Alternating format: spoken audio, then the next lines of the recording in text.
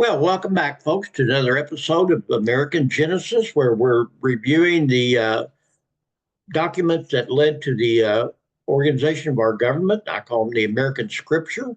And we've been through the Declaration of Independence and the Constitution. We're now starting the Bill of Rights. So let's kind of look and see what we did last week. Last week, we began our discussion of the Bill of Rights by reviewing the origin of the document and how it was instrumental in the ratification of the new Constitution.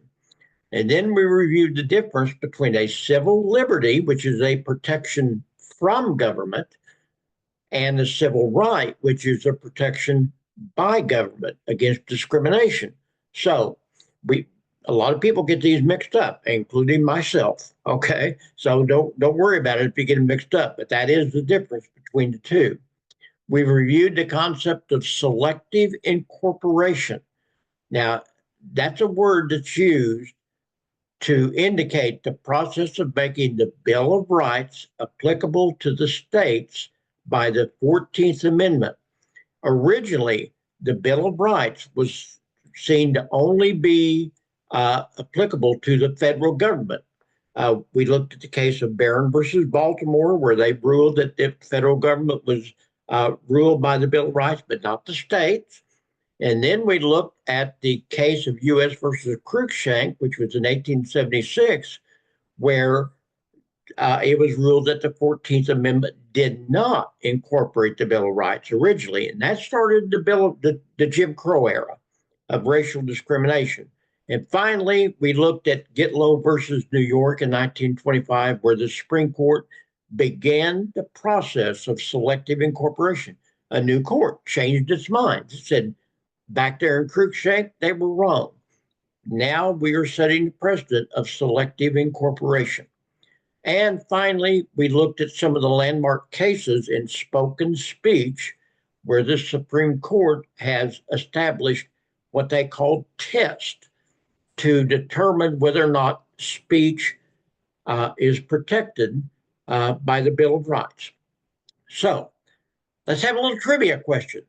Is the burning of a draft card a form of protected freedom of speech? I don't have my Jeopardy music anymore, so we'll just kind of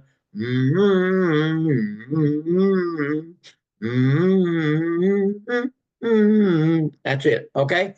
1948, Congress passed a peacetime draft law which required all male American citizens to register with their local draft board upon reaching the age of 18.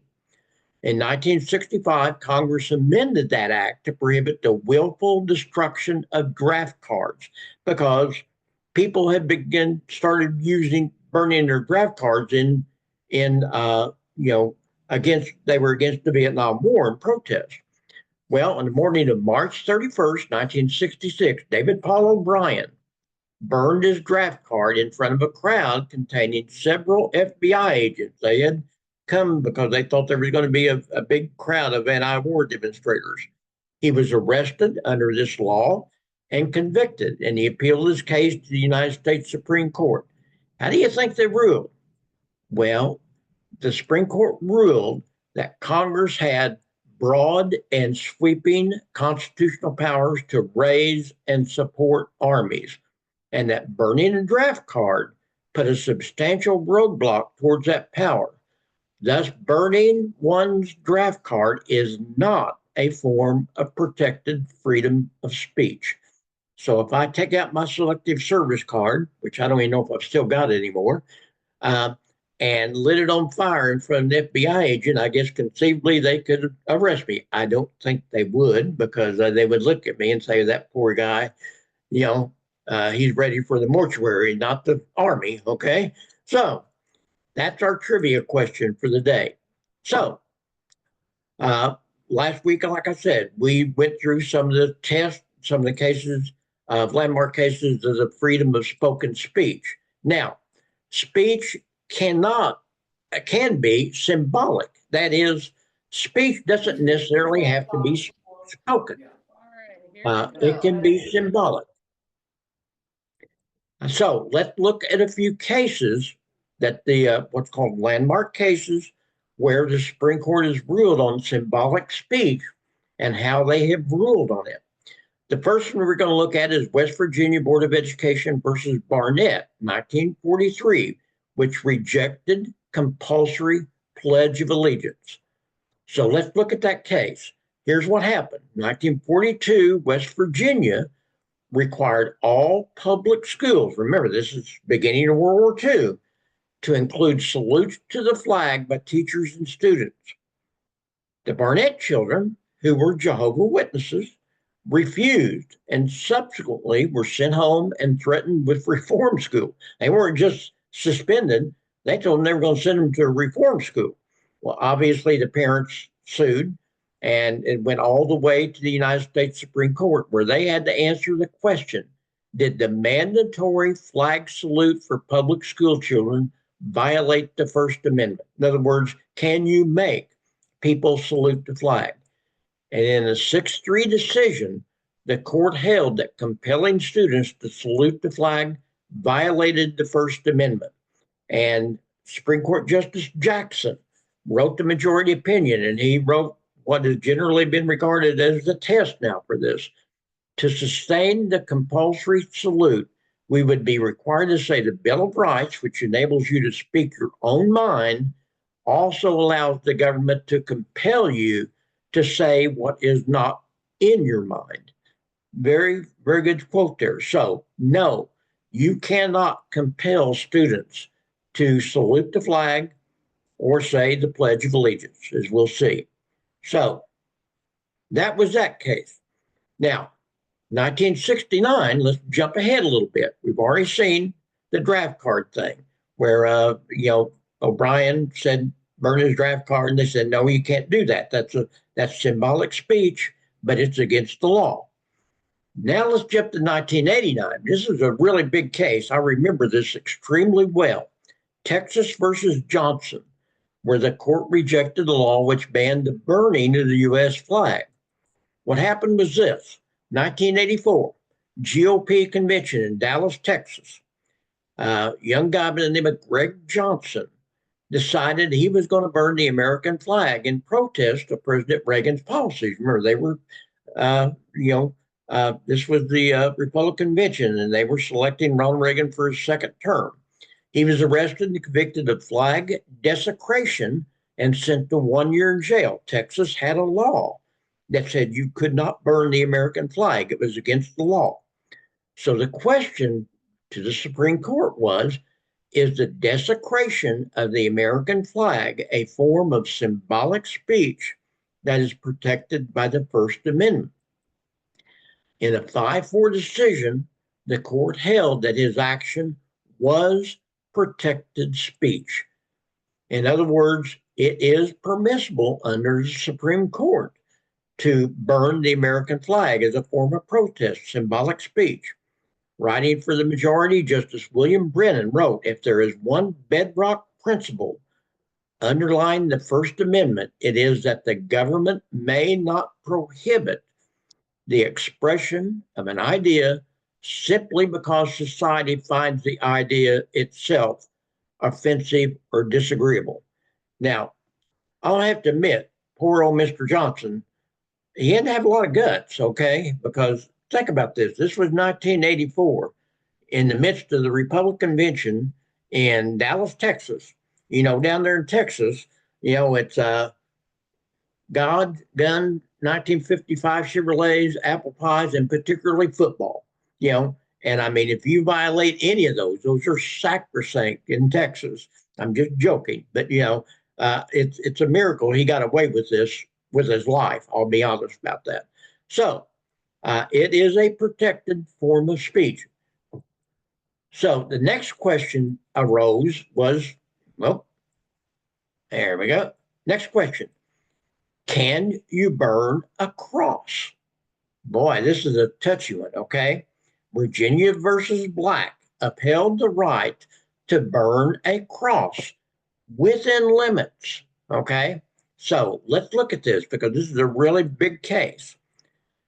Barry Black, member of the KKK, he held a rally on his private property And during the event, somebody erected a cross and burned it.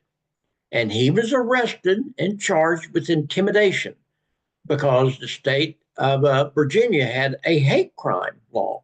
And they said burning the cross was prima facie evidence of racial intimidation. In other words, that means on its face. All that was needed was for him to burn the cross to be a symbol of racial intimidation. He sued, took it all the way to the Supreme Court, and they asked the court, did Virginia's law prohibiting cross burning violate the First Amendment? It may surprise you. In a 7-2 decision, the court ruled in favor of Barry Black. Now, here's the key, okay? In other words, they ruled in this particular case, what he did was protected freedom of speech. And here was the reasoning.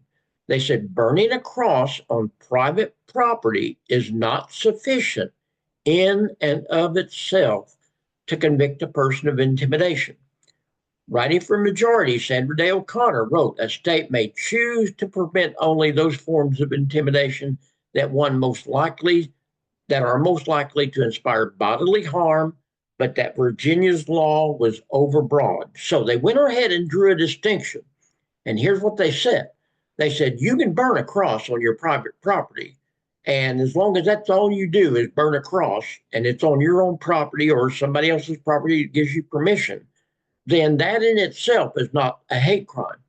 If you burn a cross in front of somebody's church or on somebody else's property or in front of their house as a form of intimidation, that is a violation of free speech, or pardon me, not a form of protected free speech.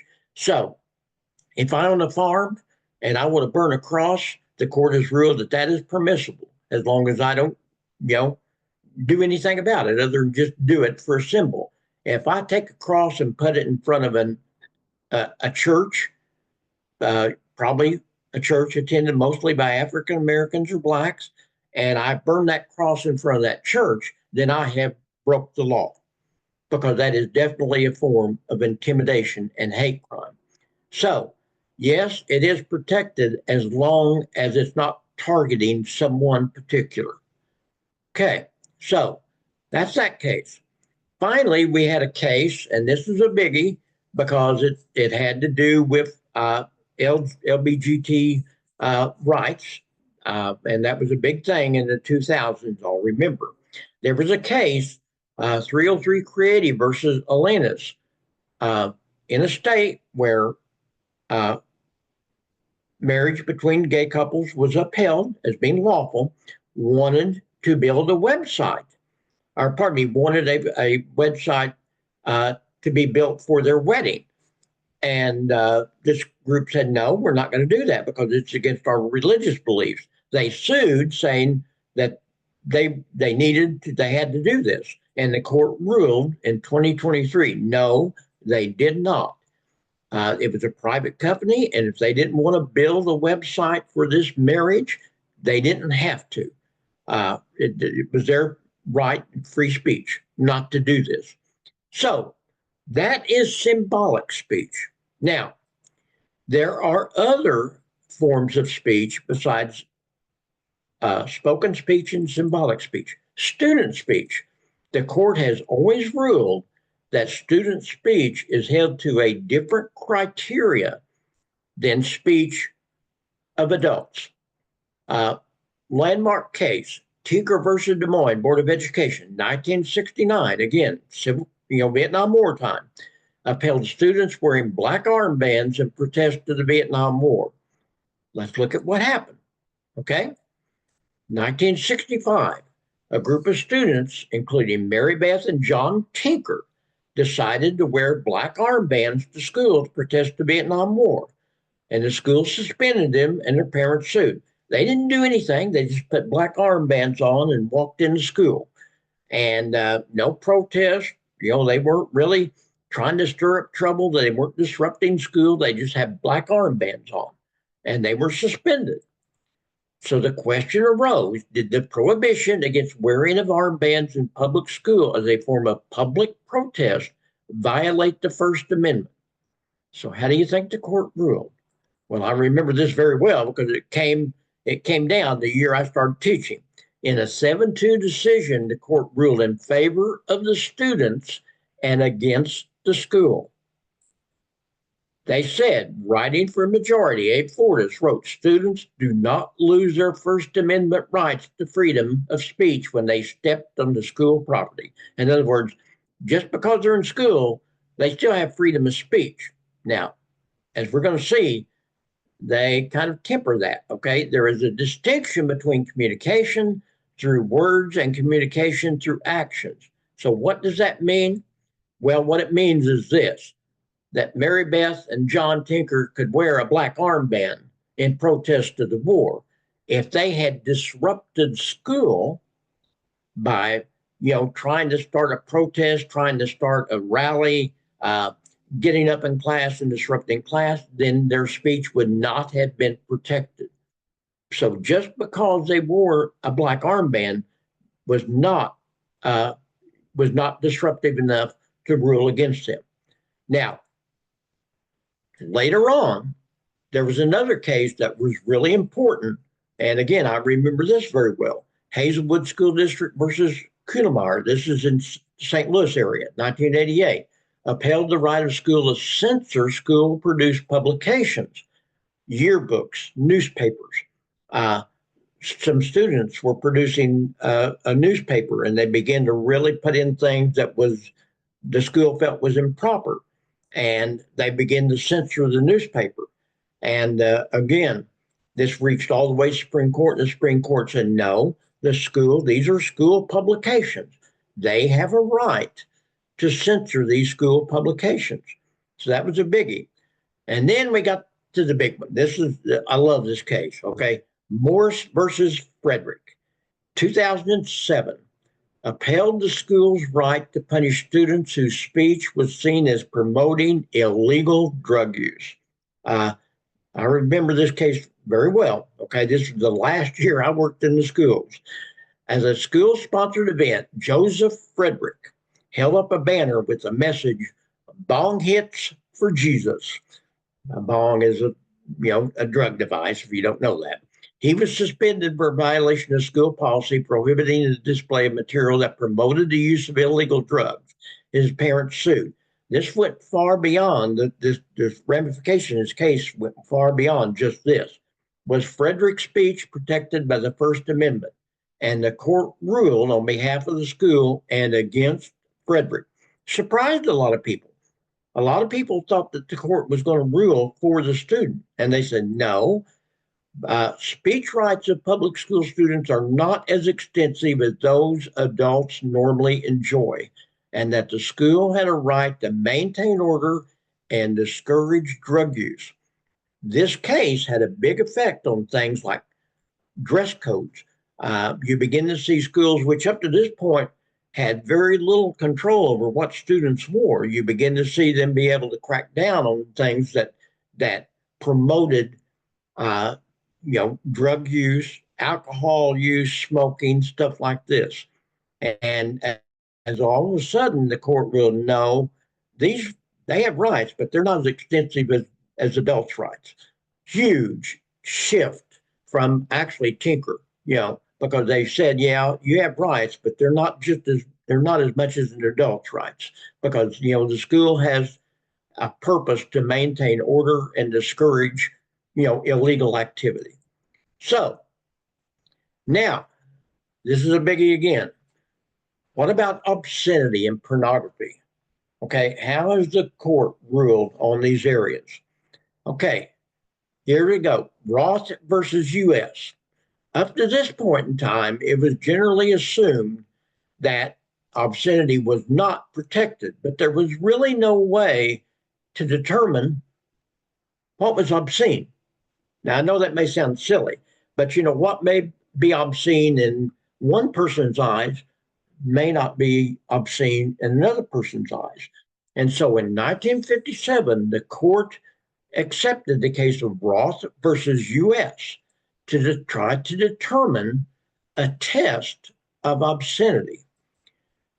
Ross operated a book selling business in New York. He sold books online before there was online, though he did it through advertisement in newspapers. And he was convicted of mailing obscene material in violation of a federal obscenity statute. Okay, so we had a statute at that time that prohibited mailing obscene material in the mails. Did the federal statute prohibit the sale of obscene material violate Ruth's freedom of speech under the First Amendment? Well, the court upheld Roth's conviction. They said, yes, indeed, obscenity is not within the area of constitutionally protected speech. Here's the problem. And the court tried to address the problem. What constitutes obscenity? And so they came up with a test. And that test is as follows. Whether to the average person, well, what's an average person? Applying community standards, the dominant theme of the material taken as a whole appeals to the prurient interest. Now, folks, if you read that again and think about it, what's an average person? Not everybody's community standards are the same. The dominant theme taken as a whole. Does that mean if there's just parts of it that are obscene, it's okay? If there's all of it's obscene, what does it mean? Appeals to the prurient interest. Well, what might be prurient to you may not be prurient to me. I like this a lot better. Justice Potter Stewart reacted to this case. He said, I really can't define obscenity, but I know it when I see it. That's a pretty good thing to say right there. So Roth set the standard and they upheld his conviction and tried to come up with a test. Now, if you know anything about American culture between 1957 and the 60s and the 70s, you know as well as I do that things just kind of blew apart in the 60s and 70s. And you begin to see movies and books printed and magazines printed that were clearly, to a lot of people, obscene, but somehow didn't meet the standard of the Roth test, according to the Supreme Court. Well, they tried to deal with this again in 1973. Miller versus California. Marvin Miller was mailing out adult material in a mass mailing. It wasn't being requested, he was just mailing it. And he was convicted of violating the California state statute prohibiting the distribution of obscene materials. And so the case went before the Supreme Court.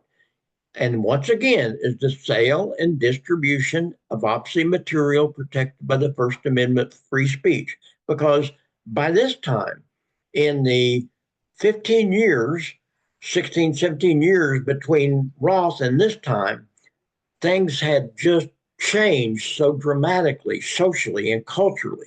Remember, we'd just gone through the 60s, drugs, free sex, the Vietnam War protest, all this kind of stuff was just going crazy. And so, it had changed. The Supreme Court again held that obscene material are not protected, but then they tried to kind of loosen the definition, the test in Roth. And they arrived at this current test that is still kind of used. The court said whether the average person applying community standards would find the work taken as a whole appeals to the prurient interest. Well, that's straight out of Roth. Then they said the work depicts sexual conduct in an offensive way. Okay, again, folks, that leaves a lot of open air there. And it also lacks literary, artistic, political, or scientific value. Well, who in the world can determine that?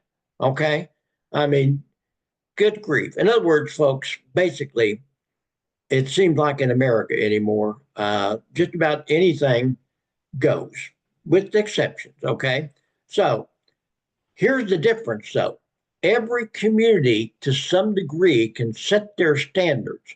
So Las Vegas has certain standards about obscenity that probably is not like most of the communities in the United States. I've never been to Las Vegas. I may be the only person in the world in the United States that's never been to Las Vegas. I really don't have much of a desire to go there.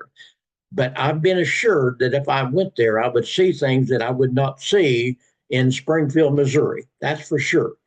Uh, where you will see protests against things like strip clubs and porn shops and things like that. And they don't really exist to any degree. So, every community to some degree has a right to set their own standards to some degree. Okay. So that's where we're at.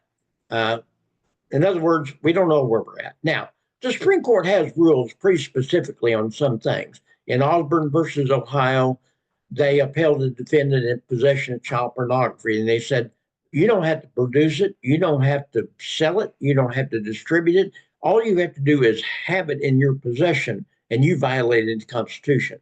And that, thank heavens, they at least did that. Okay.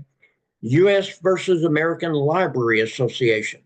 Uh, they have recently, the court has upheld library filtering systems because, again, this was the time in the early 2000s when schools were going totally computerized. I remember it very well. And, there really wasn't a whole lot of filtering in the beginning about what kids could access on the computer. And you know as well as I do that sometimes you can even accidentally get on a computer and get somewhere where you don't want to be. I've done that. I've been there. I've been trying to find something, and all of a sudden, something pops up on my screen that I'm thinking, gee whiz, what am I doing looking at this? And I try to get it off as fast as I can. And then there are cases involving defamation, libel, and slander. What constitutes defamation? Written speech that doesn't tell the truth, spoken speech that doesn't tell the truth. Well, there's been two big cases as far as this is concerned. They have ruled without a doubt that defamation is not protected freedom of speech. I cannot lie about somebody, and if I tell unwarranted lies about somebody, then I can be prosecuted under the law. Now, they have watered that down somewhat. New York Times versus Sullivan restricted public government officials' right to sue for defamation by establishing the actual malice doctrine. So, what does that mean? Well, if you are an elected public official or an appointed public official, if you hold a public job, then if you're going to sue for libel or slander, you have to prove that you were actually damaged. All of a sudden, the onus goes to you. You have to prove that you were damaged. I have to be able to go into court and I have to say, I was defamed, and this is how I was defamed, and this is what happened as a result of that defamation. And if I'm a restricted public official, I have to show this actual malice, that they did it on purpose to hurt me. Boy, that's pretty hard to prove, folks. Okay. So, public government officials, you can just about say anything you want to say about them and not be charged with libel or slander because it's almost impossible to prove actual malice. You can say, I genuinely believe this. I believe that he's if I make an accusation against a public official and it's outlandish, but they've tried to prosecute me and say, this is my belief. I believe that. I didn't intend to be malicious about it. I just believe it. Well, that's kind of protected freedom of speech. Okay. Now, that only applied in the Sullivan cases to public officials. 1988, one of the most famous cases in America, took place. Hustler magazine versus Jerry Falwell, 1988, where it extended actual malice to public figures, not just public government officials, but public figures. In other words, if if you are a figure that is generally regarded as a public figure, an actor, an actress, a TV star, an author, whatever, if you've got some kind of notoriety out there on a wide scale, you're determined to be a public figure. So let's look at this case because this case has real ties to my hometown of Springfield, Missouri. And I love to talk about this case because I remember so well the incidents that occurred surrounding it. In 1983, uh, Larry Flynt, who was a pornographer, had a magazine called Hustler. And it was an outrageous magazine, okay? And within that magazine, he had cartoons. And one of the cartoons he put out in 1983 was a parody, kind of a cartoon about Jerry Falwell. Jerry Falwell was a Bible Baptist minister who had received his education in Springfield, Missouri at BBC, Bible Baptist College, and had gone on to become preacher in Lynchburg, Virginia, one of the biggest Bible Baptist schools or college churches in America. Started a university, started something called the Moral Majority. I mean, he was he was a huge figure in the public in the 80s. And Falwell, pardon me, Larry Flynt produced in his magazine a cartoon that kind of, well, it didn't kind of, it basically said he had had an incestuous relationship with his mother. Now, that's pretty despicable, okay? I mean, I can't think of anything more despicable, hardly, than that. Well, Falwell was just absolutely mortified, and he sued for libel. He said, "You cannot. You put this out all over America." Uh, and he sued, and a lower court sided with him. And then Larry Flynt appealed all the way to the United States Supreme Court. Now, what did the court say? The courts had the rule were public figures protected against libel by the First Amendment. In other words, are public figures just like public officials? Or do they have to prove actual malice? And the court ruled unanimously. And folks, this was a pretty not a it wasn't a real liberal court at that point. In a unanimous decision, the Supreme Court held that public figures must prove actual malice in order to prove libel. And here's what the court said. The court held that as long as the speech was not obscene, it is held to be the same actual malice standard applied to political figures in New York Times versus Sullivan. So they ruled that this really wasn't obscene because I don't know how they ruled that, but they ruled it. Okay. They said it was a parody. Everybody knew it. Uh, Here's the backstory. Okay. And I love to tell the story because I remember what happened so well. In the process of all this, remember I told you that Larry Flynt uh, originally lost in the lower court. Well, he had gone to court in a federal court. I think it was a federal district court, and he was in a wheelchair because he'd been shot. And he appeared in court one day. He was just, I mean, it was a three ring circus everywhere he went. He had this entourage that followed him around, and I mean, it was just crazy. And Larry Flynt shows up in court one day in his wheelchair, clad only in a diaper made out of the American flag. And the judge just went crazy. And he said, "You've got to be nuts. You can't, I have to question your mental, uh, acuity. You can't really be sane." So he sentenced him for to the United States federal prison system to be determined whether or not he was mentally fit to stand trial. And they sent him to Springfield, Missouri. How ironic. The Springfield, Missouri is home to what's called FedMed, the Federal Medical Prison for federal prisoners. So if you're really, really sick, they're going to send you to Springfield, Missouri to try to help you if you're physically or if you're mentally ill. Well, Larry Flynt shows up to Springfield, Missouri in prison, the home where Jerry Falwell went to college. Okay. And with him came his entourage. And I mean, it was an absolute three-ring circus for about 5 weeks in Springfield, Missouri. Um, they did all sorts of things. They had protests. They rented a big famous Victorian mansion there called the Effendale Mansion. You that are in Springfield know what I'm talking about.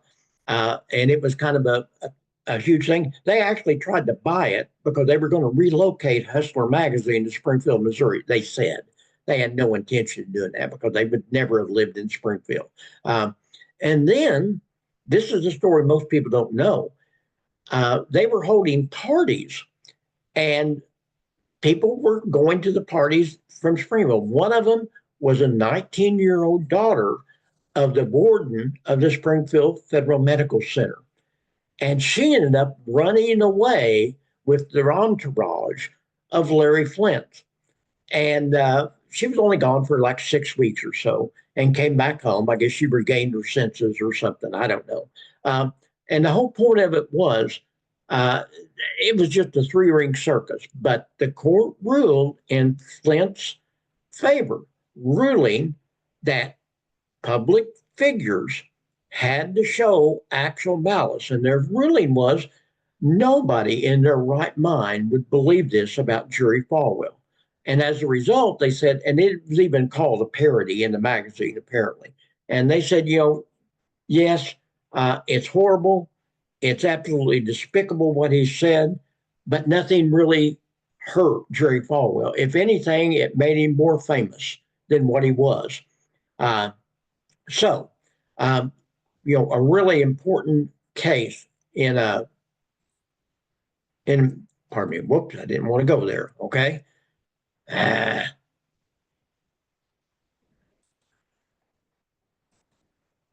Okay, there we go.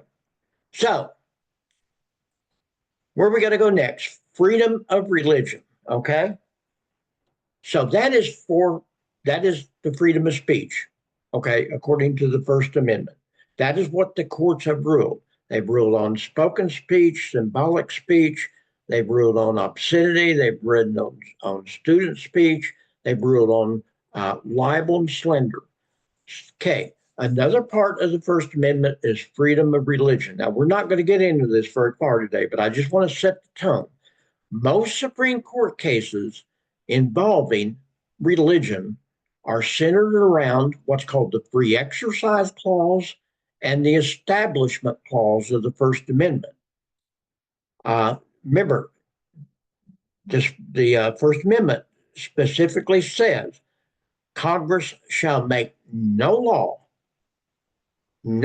against free exercise of religion, nor the establishment of religion. And again, remember, the Supreme Court has always ruled these things, just because it says no law doesn't mean that there can't be laws against it. It's been kind of weird. Okay. The Free Exercise Clause has been interpreted fairly consistently. Generally, the Supreme Court is going to allow free exercise of religion. They will sometimes draw a distinction between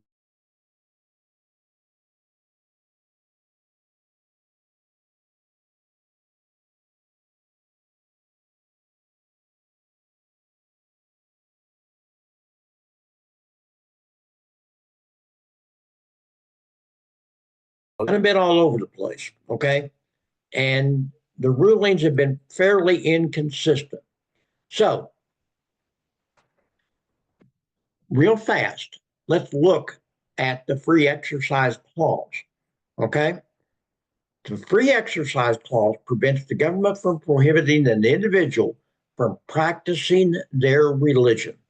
So the Constitution says you have a right to practice your religion within limits. However, the Supreme Court has ruled that laws affecting certain religious practices do not violate the right to free exercise as long as those laws are neutral, generally applicable, and not motivated by animus towards religion. What does that mean? That means if there is a law on the books that somehow affects your freedom of religion, but it's not targeting your religion, then it's probably going to be ruled legal. So let's look at that, okay? The Employment Division versus Smith.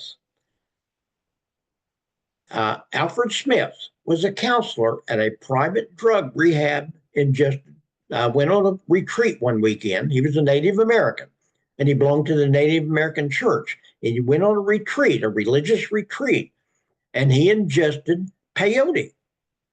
And he was subsequently fired and denied a claim for unemployment compensation because their dismissal was for misconduct. So here's his Native American rehab drug counselor. He goes to a retreat. He belongs to the Native American church and he uses peyote. And then he comes back to work and his employers find out that he used drugs over the weekend and they fire him for misconduct. Since he was fired for misconduct, he was denied unemployment compensation. So the question was, can a state deny unemployment benefits to a worker who was fired for using illegal drugs for religious purposes? And the court ruled 6-3 for the state of Oregon because they said an individual's religious beliefs does not excuse him from compliance with an otherwise valid law. In other words, they said he wasn't fired because he belonged to this church. He was fired for using peyote, which is against the law. So it didn't have anything to do with his beliefs. It had to do with his actions. He further concluded to do so would open the door to violation of compulsory military service, payment of taxes, vaccination requirements, child neglect laws, all these things. So Smith kind of set the standard. It's called the Smith Rule in America. And the Smith Rule says, yes, you can have laws as long as they aren't directly targeting religious institutions or practices.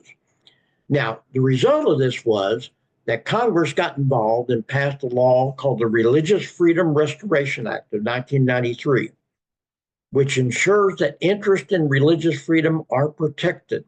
By the way, you might be surprised who was the promoters of this law in Congress. It was Schumer, who's now the majority leader in the Senate, and Ted Kennedy, who was a big leader at that time in the Senate. And they passed this law, this Religious Freedom Restoration Act, which said if the government is going to rule and rule against you as far as religious practices, they have to practice what's called strict scrutiny. Strict scrutiny is the highest and most stringent standard of judicial review. And in this case means the burden of proof falls upon the government to prove a law is in a compelling state interest. In other words, if you're going to pass a law, if you're going to deny somebody their religious freedom under the First Amendment, you had really be able to prove that you were doing it not because of their religious beliefs, but because of something they did that was against the law. Okay, so that's where we're going to stop today. Next week, we're going to pick up and we're going to look at some of the case law as far as free exercise and as far as establishment of religion cases. They're pretty interesting, okay? They get pretty interesting, to say the least. So that's where we're at today. I hope you have learned something. I hope I haven't bored you to death. So I wish I could answer questions because I got a feeling there's a bunch of questions out there for some of you. But unfortunately, I don't have time. So we're going to have to stop for the day. And I appreciate you being with me. Township, goodbye. Thanks for being there. I've been get ready for the snow if you're